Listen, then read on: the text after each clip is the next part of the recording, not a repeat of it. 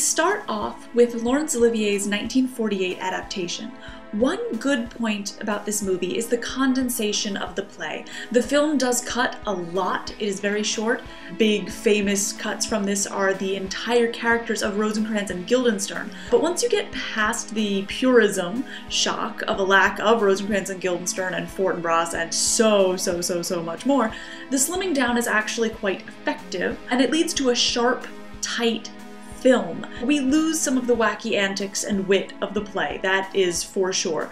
But what's left behind is coherent, and it tells an effective story within what Shakespeare left us. It's not all of what Shakespeare gave us, but it is an effective story that sort of fits in the play. So it took me a few years from the first time seeing this movie, and quite a few sedatives, but I am down with Olivier's script cut now.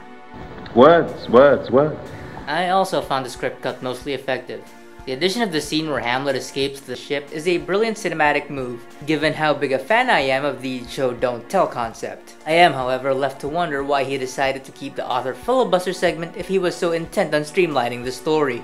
Let those that play your clowns speak no more than is set down for them. Now, when it comes to the film/technical aspects of this adaptation, there's one thing that I'd really love to change, and that is the oppressive darkness.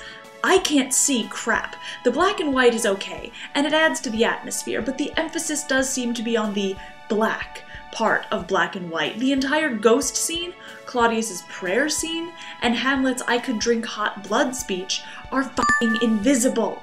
I want to see! Wait, is that ghost Brian Blessed? That guy is everywhere. And is Hamlet standing on a grill after the ghost scene? See, this is why I want more visibility. This is damn confusing. Yea, from the table of my memory I'll wipe away all trivial fond records that youth and observation copied there. As far as sets go, the castle looks pretty good for its time, despite being relatively minimalist. Clearly they weren't going for realism on this one, since the castle exterior seems to have zero OSHA compliance. A particular set that confuses me is the completely random rock that Hamlet seems to be on during that one soliloquy. Where is he? It fits no other established aesthetic and is just there to make Olivier look pretty. No, not handsome. Pretty. For crying out loud, the dude looks like he's posing for a swimsuit calendar. There's the respect that makes calamity of so long life. For who would bear the whips and scorns of time? Another aspect that bugged me were the overly long and weird transitions. Why on earth do we need to pan around the entire castle to get from point A to point B? By the time the movie is over, you could probably map floor plans to every damn story of the place, and I don't really know that we need that kind of loving attention to the barely visible due to Egyptian plague-level darkness of the scenery. Yeah, she's not kidding. These transitions remind me of traveling through the New Jersey Turnpike on my way to New York. I do realize that he's going for a specific style here, but when you're just shifting scenes to the next room, it's a little unnecessary. Some of the camera moves for these transitions just plain confuse me. Right before that one soliloquy, the camera pushes into the top of Olivier's head. I understand that he thinks he has a pretty sweet hairdo, but come on! Huh.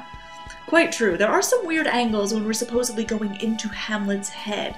It's like they're trying to lobotomize him with the camera. You move in on the face, not into the back of the head, whatever. And now we'll move on to the acting. But before we get into the specifics, I'd like to talk about the weirdest part of this film for me. The casual nature of the Hamlet-Gertrude incest. Apparently this, from Act 1, Scene 2, is not something that people would blink at in the Danish court. Oh my god. Sorry guys, sorry, sorry, traffic was a nightmare. Oh, hey, what? Oh my god, what are we reviewing? I guess that's European royalty for you. Although Claudius is trying to break it up, so take it for what you will. I don't like it when incest is played as normal. Even if you like the incest angle of the story, it should be weird and upsetting. It's a tragedy. Weird and upsetting is kind of what you're in for. But in this, it's just shown as normal. It's not played as, this is an edgy moment, let's go someplace kind of dark. It's played as, this is just how the world works. So let's all go shower and regroup before we resume our review of Olivier's Hamlet. We'll be right back, folks.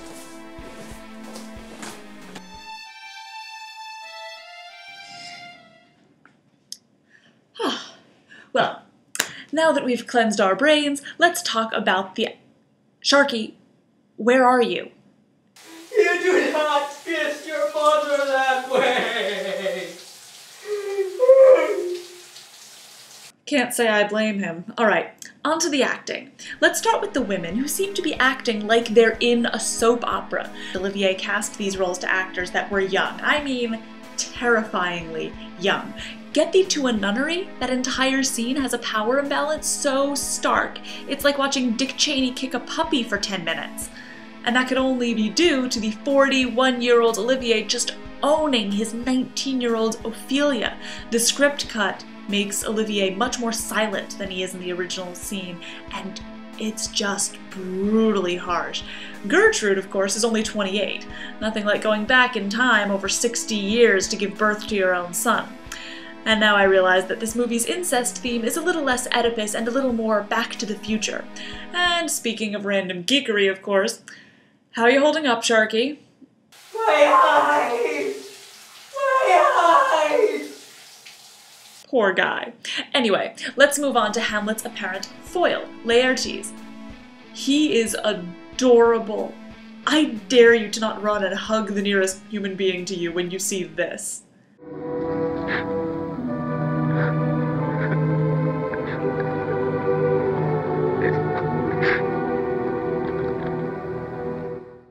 Yeah. The man looks like Jimmy Stewart and is just as sympathetic, which ought not be possible. He also gets points for being half of the greatest Hamlet fight scene of these 7, perhaps the best Hamlet fight scene ever put on screen. It's amazing. And whoa, dude, I know that the king is making pantslessness a fashion option, but holy crap, even Anthony Weiner wouldn't go on screen dressed like that. Skinny, ambiguously gay British guys who are also pantsless. I love this movie! The point is, Laertes is adorable, sympathetic, and one of the high points of the movie. But on to Claudius. He's awesome. This is how he's introduced.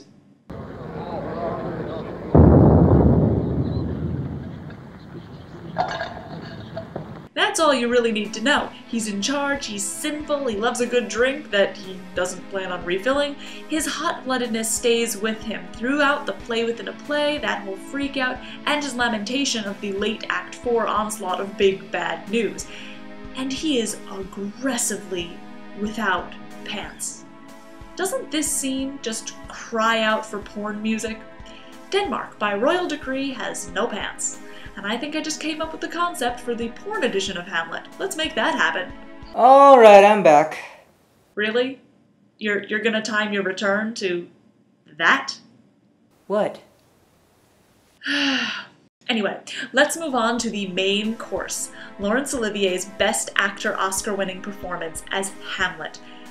His madness isn't that mad, but he is regal, classy, and damn beautiful. He knows how to be subtle without making me fall asleep, which is kind of a good balance to strike, and not all Hamlets can do it.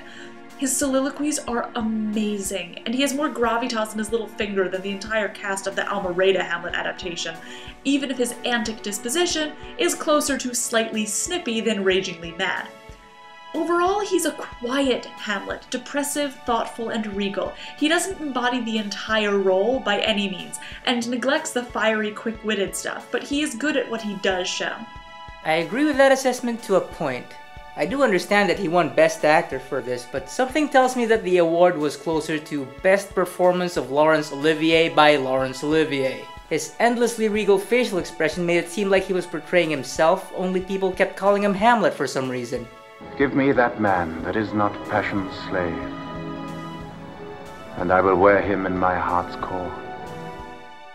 We wrap things up with the final fight scene, which is truly amazing. The sword fighting is realistic, quick, and snappy. This was definitely one of the better done fencing bout sequences of the time.